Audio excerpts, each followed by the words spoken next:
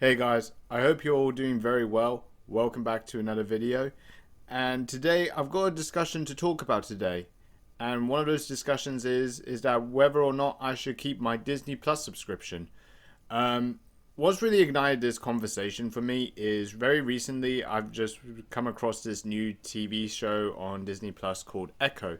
It's the latest TV show released by Marvel, and it's just basically just how it is really. It was supposed to be this sort of TV show that's supposed to come out. It was supposed to be like R rated or 16 plus or something like that in the UK, and it was supposed to be an amazing action packed Marvel TV show that would keep you glued to your TV. And there was a little bit of buzz I was seeing on social media that was really what it was supposed to be targeted at. Um, I would say there's probably some action elements in this. In the episodes I've watched, they kind of replicate this sort of John Wick style action. But apart from that, it's pretty much just like every other Marvel TV series that has ever come out. And honestly, the best way I would describe it is underwhelming, unoriginal, and also not very good. But I was already 2 episodes in and already tapped out.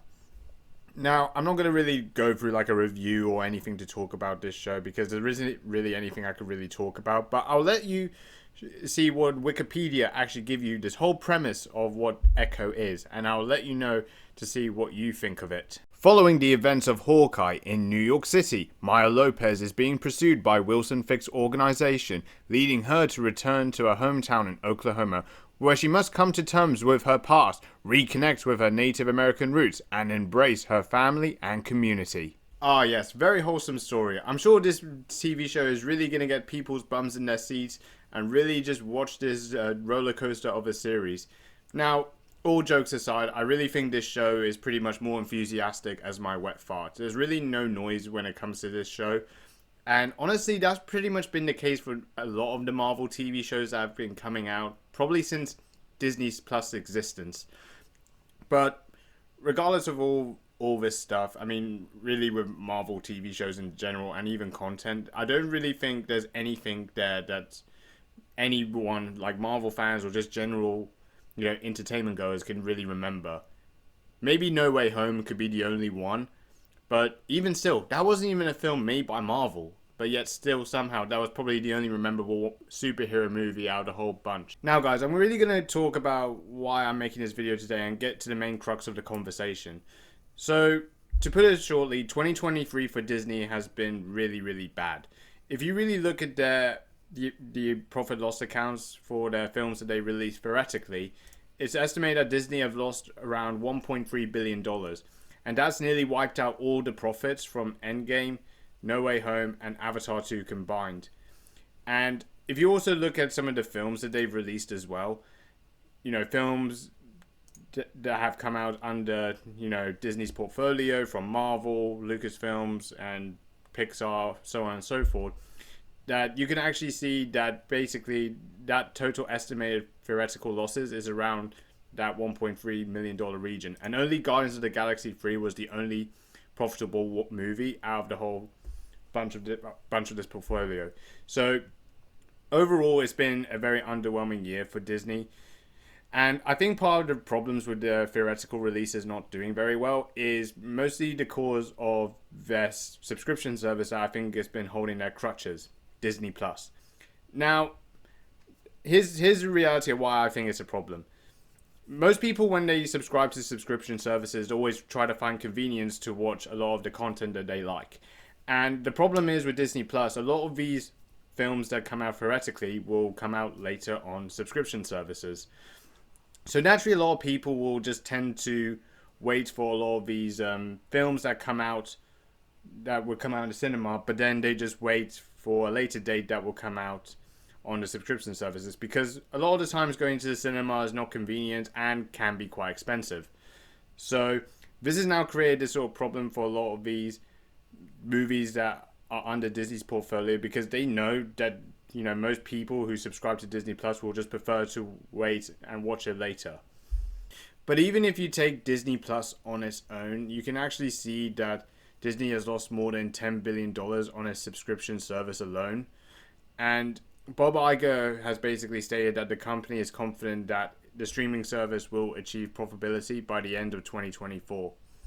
Now, I'm gonna be honest. I'm not so confident that could be achieved because if you look at the subscriber growth that Disney has got, I mean, since it's come out, it's obviously gained momentum, but I think that's mostly because during the height of the pandemic, I think a lot of people were just spending most of their time at home and they were looking for content to consume.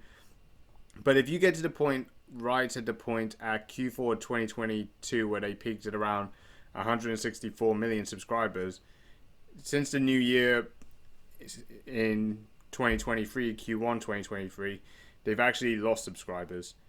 So I'm not so sure whether that can be achieved, but I'm sure Disney probably would have to go through cost cutting measures to really make that sustainable, but we don't really know how likely that could be. Okay, guys, so it's actually a new day today, hence you can see the lights in the background, just over there. But I'm going to go over some recent news that's come out in 2024 that what Disney would have in the pipeline. So last week, one of the main stories that's come out is that Disney's earliest versions of Mickey and Minnie Mouse has entered the public domain. So their US copyright has expired, and all the 1928 versions of the short film with the non-speaking versions of these characters can be used, okay, without Disney's permission and cost. So you may have seen that the Mickey Mouse horror movie trailer has come out, and it came out at a time when Disney's copyright has ended. So obviously they released this trailer at the point so they didn't have to pay Disney permission or cost to release it. So obviously what ends up happening is that Disney are losing out financially. Now, I don't think it's gonna hit them as hard as maybe some of the theoretical releases that have tanked a lot of money from my perspective, but I think it does show that things aren't turning into the right direction for them as for the company. But you might be asking a question that, Nima, surely Disney losing out on their copyright is not so bad as what you think it is. Maybe, but we can see the list of the films that are coming out this year and see who's really excited for these new projects. So yeah, these are the list of all the films coming out in 2024. So literally from Suncoast to Mufasa the Lion King. So it does seem that there's less of the quantity that Disney would be making as how it usually is. I think a lot of it is delays or because of the strikes that's been happening. But I don't really think, even despite with all these projects coming out, I wouldn't be surprised that they're probably not going to, break that $1 billion box office. So, and it seems that nowadays that's pretty much the target that Disney have to hit for these films, because all of their production and their budgets and costs is so high that they really do, realistically, to really become profitable, they have to really break around that region. Because obviously, even Guardians of the Galaxy 3, when that came out, I think that made around at least over $800 million in the box office combined, domestically and internationally.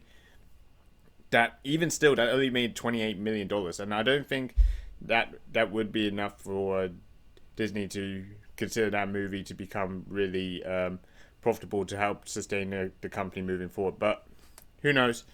Now, the last thing I just want to talk about is really the people that Disney really hire for a lot of the projects.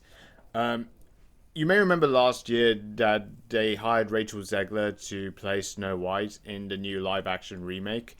And you may remember her interview where she just basically sabotaged the whole interview to the point where she just spoiled the whole film and just slammed the 1930s work as just being backwards.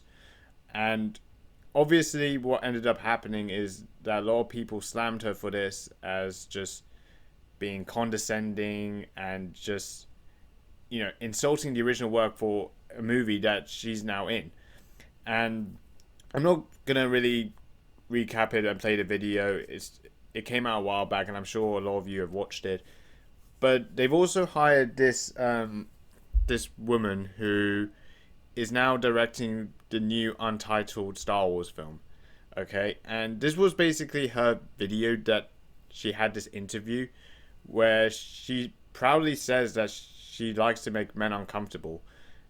Now, if this is really what her attitude is and her politics and her activism that she's trying to promote, I don't really see what honest she could really bring to this new Star Wars project. And it really does insult and rub in the face of fans that actually have such a core fan base of these films, that people want to see these good films, but yet most of the time a lot of these films are just being washed away with these messages and agendas and politics that kind of slip into the surface where people just get irritated. And I want to show you this video that she said 8 years ago and really recap that this is really the face of the person that's directing a new Star Wars film. Trying to permeate that patriarchy, that power structure, and is that a part of the calculation of your art as well, and what's been the reaction to that? Oh, absolutely. I like to make men uncomfortable. I enjoy making men uncomfortable. Not you, just not you. Not you. Point taken. Point taken. But it is important to be able to look into the eyes of a man and say, I am here, and recognize that. And recognize that I am working to bring something that makes you uncomfortable, and it should make you uncomfortable because you need to change your attitude. And it's only when you're uncomfortable, when you're shifty, when you have to have difficult conversations, that you will perhaps look at yourself in the mirror and not like the reflection, and then say, maybe there is something wrong with the way I think, or maybe there is something wrong with the way I am addressing this issue. Now, obviously, this clip isn't so much related to the Star Wars movie or anything else in general, because this was released many years ago. But it's giving you an idea of who she is and what her work is about. And if this is really the reflection of her work, just to say she likes to make men feel uncomfortable and talking about saying changing attitudes, then I don't really see what this new Star Wars movie has to offer to fans. Now, talking into the context side of things, and obviously saying about making men feel uncomfortable, I think the idea of being uncomfortable in normal situations is a normal aspect of life for various things. You could be uncomfortable meeting around new people, people who have different opposing views to you, or maybe working in a new situation like a new job or a new environment. But that's besides the point. But the reality is this is who Disney hire for their upcoming projects, like the new Star Wars movie. She did Miss Marvel, and I really don't understand what the sort of value is to bring to the table for saying that people need changing attitudes for this new Star Wars film to come out. I think a lot of fans have the same attitudes and the same mindset, and all they want is a good movie. That is really what people just want. They just want to be entertained. But clearly in the mindset of Disney, that's not the case. And it just shows that the people that they're hiring, examples like this female activist, it's not really reflecting the standards and the quality that Disney want to come out with. So if this is what, and this movie is, the new Star Wars film is not going to be coming out this year or next year. They titled this as 2026, but if this is sort of the lead way up for that amount of period of time, then I'm sure financially for Disney they're just gonna suffer pretty hard, because I think for a lot of fans it will get to a point where they can hold up to fan sentiment and brand loyalty for so long that to that point where I think fans will just stand on their 2 feet and just say enough is enough. I'm just not going to turn up to the cinema or subscribe to Disney Plus. And things like that can happen because for various reasons that people are just too busy, they don't want to pay the cost, they just look at Disney content as just content that just exists for no reason. Those are the sort of things that really happen now. But anyways, rambling on a bit too much. I know it's a long video. I may sound like I'm repeating myself and reiterating points hundreds of times, but all I'll say is just bear with me, and thanks thanks for at least being patient with that. Yeah, Disney is a company that is going downhill, and I don't know what the upward trajectory for the company will be, but certainly looking at the things now and what they got for the future, it's not looking very good. I don't know whether I'm still gonna subscribe to Disney Plus or not, or watch some Disney projects. I might flick them on from time to time if I'm just bored. But at the moment right now, it's not looking very good. But anyways, thanks for bearing me with this video. I know it's like a making points over and over again. But thanks for watching, and yeah, see you later.